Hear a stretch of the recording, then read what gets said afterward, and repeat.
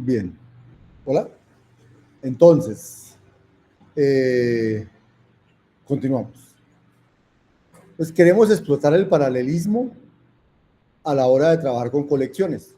Por eso esta sección se llama paralelismo y colecciones. Entonces, hay muchísimas aplicaciones de hoy de datos, son de procesamiento de datos.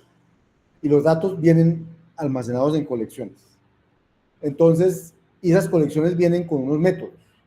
Hágale, o sea, ustedes han usado Python con NumPy o con esas cosas, esa vaina es procese datos y procese datos y haga esos procese datos, con un poco de métodos que ya vienen ahí. ¿Qué tal que esos métodos por debajo corrieran en paralelo? O sea, aprovecharan el paralelismo que pudieran tener los métodos.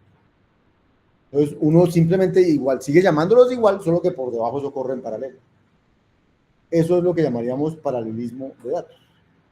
Pero para hacer paralelismo de datos necesitamos que esos métodos sepan cómo se ejecutan en paralelo o concurrente. Entonces necesitamos hacer paralelismo de tareas sobre los métodos para que luego los datos puedan usar ese paralelismo a la hora de escribirlas. Yo escribo como fueras, hágame esto sobre los datos, no sé qué, y por debajo eso se ejecute en paralelo, no en secuencial. Entonces, ¿qué vamos a hacer hoy? Vamos a estudiar esos métodos típicos que se usan sobre los datos para ver cómo los paralelizamos. Y luego, entonces, lo que va a hacer escala, es decir, como ya sabemos paralelizar eso, yo les voy a ofrecer unas colecciones de datos que se llaman colecciones paralelas.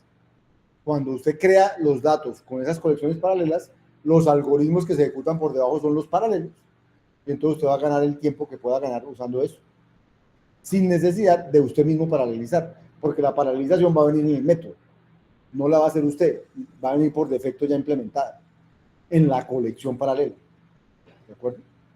Pero primero vamos a estudiar cómo se paralelizarían esos métodos.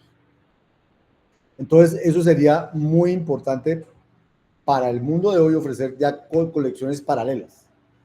Entonces, vamos a estudiar bajo qué condiciones podemos paralelizar esas operaciones. Entonces, vamos a ver propiedades que deben tener las colecciones para que sea fácil dividirlas, sea fácil combinarlas, porque si es difícil dividirlas y combinarlas o es costoso, pues eso paralelizar no va a funcionar muy bien. Y segundo, propiedades de las operaciones que uno quiere paralelizar. Si ellas son asociativas o no, van a ver que es mucho más fácil paralelizar que si no. Entonces vamos a empezar por qué operaciones disponibles hay sobre las colecciones que nos están ofreciendo la programación funcional. Entonces, la primera colección que nos ofrece son las listas, ¿cierto? Las listas nos ofrecieron el map, nos ofrecieron el fold, nos ofrecen el scan, ¿cierto? Pero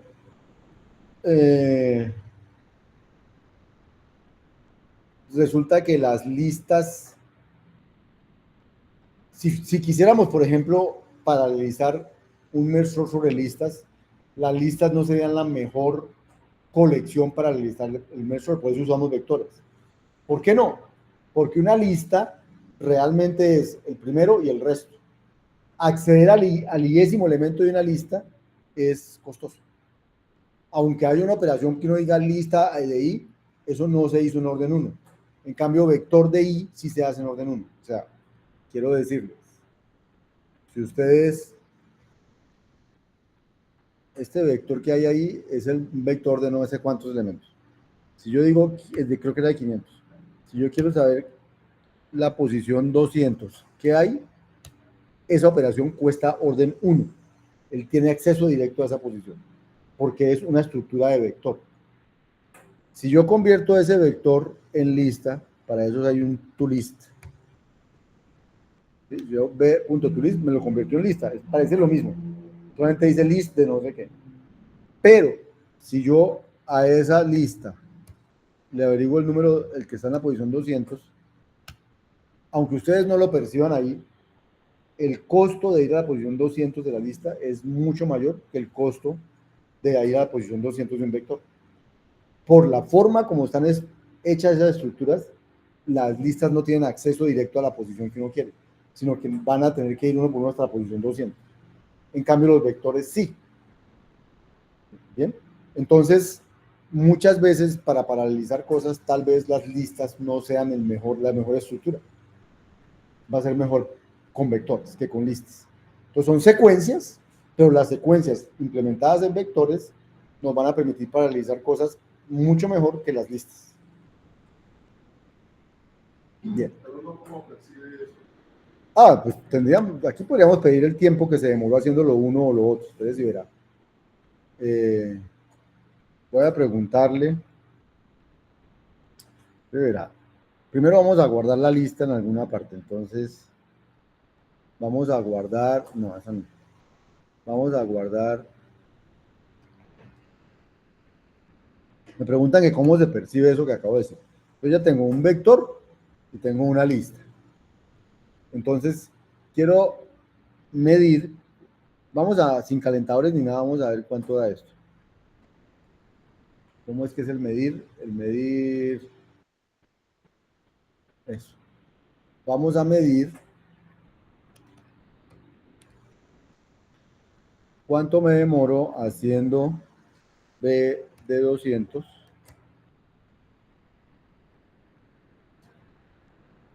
y cuánto me demoro haciendo L de 200.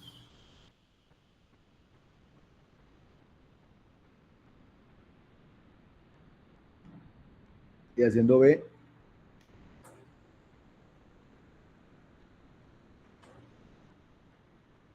pareciera muy parecido, ¿cierto? 002 contra 002.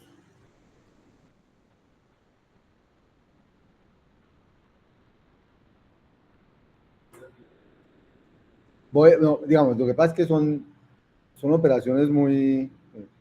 Pero vamos a hacerle... Es que es un vector de 500, vamos a hacer en la posición 400, que debería ir más lejos, y el vector en la posición 400.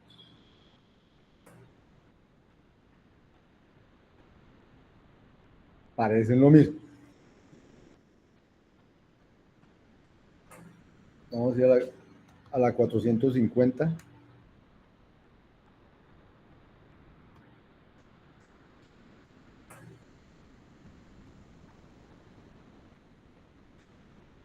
Vamos a hacerlo con un calentador para que esto no, para que sea una medida más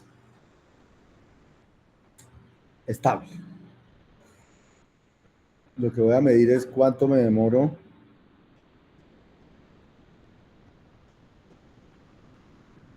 en averiguar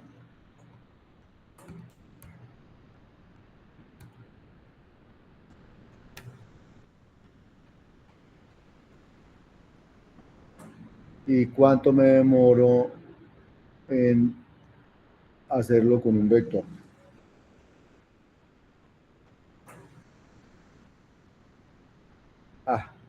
Esta tenemos la sec-b, la del vector. Y ahora sí, hagamos cuánto fue la secuencia con la lista, cuánto fue el tiempo con el vector y cuánto es la aceleración.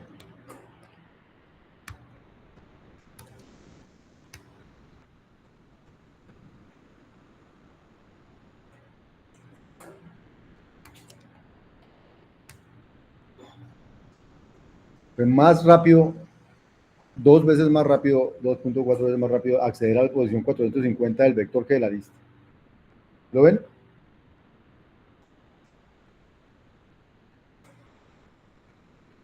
Hagámoslo con la posición 200.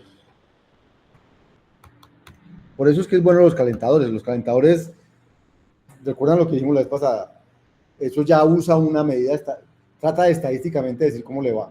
Si uno hace una sola medida, eso está, ¿cómo se llama?, sesgado por muchas cosas. Entonces, el calentador lo que hace es hacer que la medida que le entregue sea una medida mucho más real estadísticamente hablando. Entonces, vamos a hacer el de 200 y vamos a hacer el de 200 con B.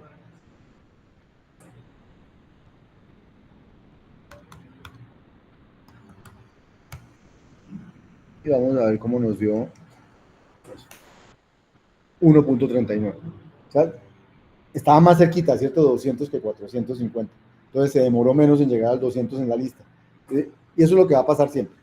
No sé si eso responde a tu pregunta, James, de cómo evidenciar que... No digo, o sea, ahí pues tenemos una función o un proceso para lo digo, o sea, usted nos dijo que la lista era más compleja que el vector para acceder a los valores. Ajá, a un valor. A la posición. Lo que yo decía era cómo yo lo puedo percibir sin necesidad de hacerlo, digamos, ya debería tenerlo sabido de una otra forma o tengo que hacer siempre la prueba. No. O sea, a ver. Usted me preguntó cómo lo quería percibir. Yo le digo, primero, créame que una lista, a ver, ¿qué es una lista? Una lista, o sea, una lista, por ejemplo, una lista que tiene 2, 3, 4, 5, me acuerdo si miles así. ¿Sí? Esa lista es esto que hay aquí, es esto, se construye de esa manera. Si alguien quiere acceder para acceder a cualquier, quiero acceder al quinto elemento de esa, al cuarto elemento, al último elemento de esa lista. Si yo digo, quiero acceder al tercer elemento de esa lista, él me va a decir cuál es. Pero ¿qué hizo? Eso es puro azúcar sintáctico. Por detrás, ¿qué sucedió? Por detrás sucedió, que, me dijeron el tercero. Entonces, el tercero es, tengo que coger la cola y sacar el segundo. El segundo es coger la cola y sacar el primero. El primero es coger la cola y sacar el cero. Ese sí es. Entonces, esto fue lo que ocurrió detrás. O sea, detrás hubo 1, 2, 3 llamados a tail y un llamado a head. Mientras que si yo lo hago con los vectores, si yo digo construir el vector 2, 3, 4, 5,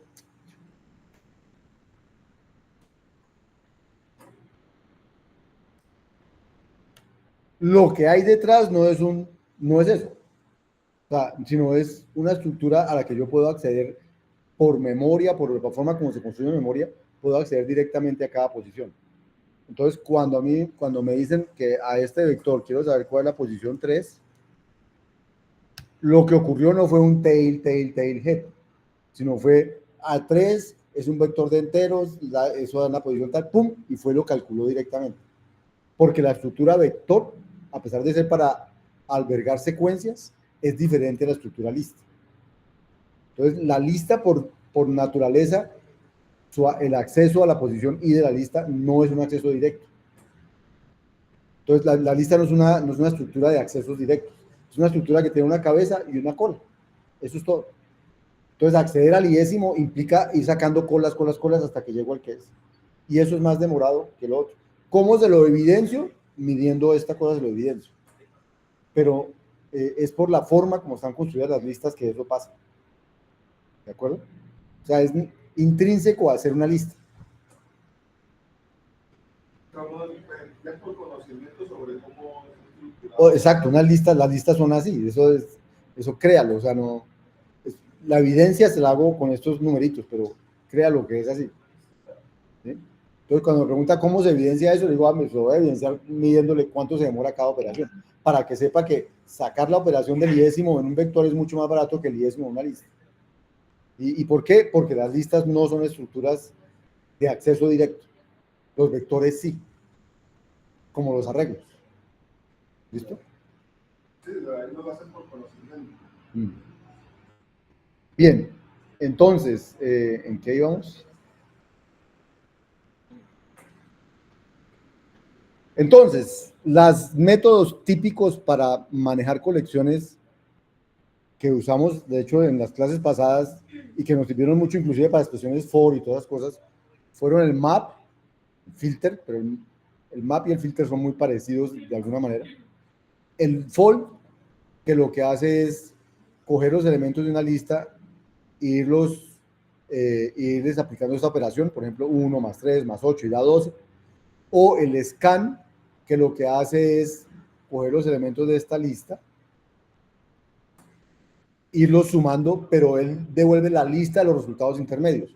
Entonces, 100 más, empieza con 100, luego con más el 1 da 101, más el otro da 104, el otro devuelve la lista 100, 101, 104, 112. O sea, el fold y el scan son parecidos en cuanto a que al final el último del fold y el scan, el resultado del fold y el último del scan son el mismo, pero el scan va acumulando en una lista los resultados intermedios, mientras que el fold simplemente va calculando y al final dice eso dio tanto, sin resultados intermedios. Esas tres operaciones son unas operaciones típicas sobre colecciones muy útiles, y entonces van a ser operaciones mucho más importantes si yo digo que voy a paralelizar los datos, las operaciones sobre datos, porque ellas encapsulan unos algoritmos más difíciles de mucho, unos algoritmos que vamos a tener que paralelizar. Entonces lo que vamos a hacer ahora es estudiar cómo paralelizar esas operaciones. Antes de eso, entonces, ¿qué estructuras de datos utilizaría yo para paralelizar algo? Una tarea. Entonces digo, la lista no es la mejor estructura para paralelizar cosas. Aunque uno puede paralelizar cosas, pero no es la mejor estructura. ¿Por qué? Porque dividir una lista en dos mitades no es fácil, es costoso. En cambio, dividir un arreglo en dos mitades es muy fácil, es arreglar el m de la mitad y ya. Pero dividir una lista en dos mitades no es fácil. Porque combinarlas, o sea, concatenar dos listas es costoso. Concatenar dos arreglos es muy fácil. ¿Sí? Ahora, ¿son mejores alternativas los arreglos o los vectores? Pero los arreglos imperativos son mucho mejor alternativa. Y los árboles, porque los árboles, vamos a ver, se pueden dividir y se pueden combinar fácilmente. Scala va a ofrecer una biblioteca de colecciones para la computación paralela que incluye otras estructuras de datos implementadas eficientemente. Por eso, cuando vayamos a trabajar con las estructuras de datos, las colecciones paralelas, vamos a tener que incluir, ¿dónde está el build?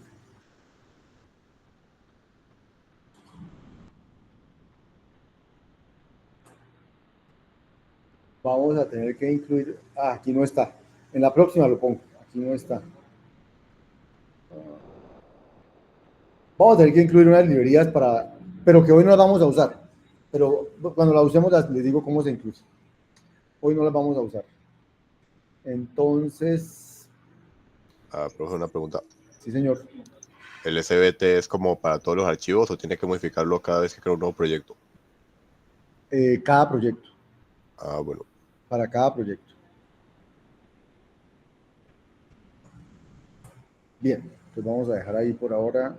Bien.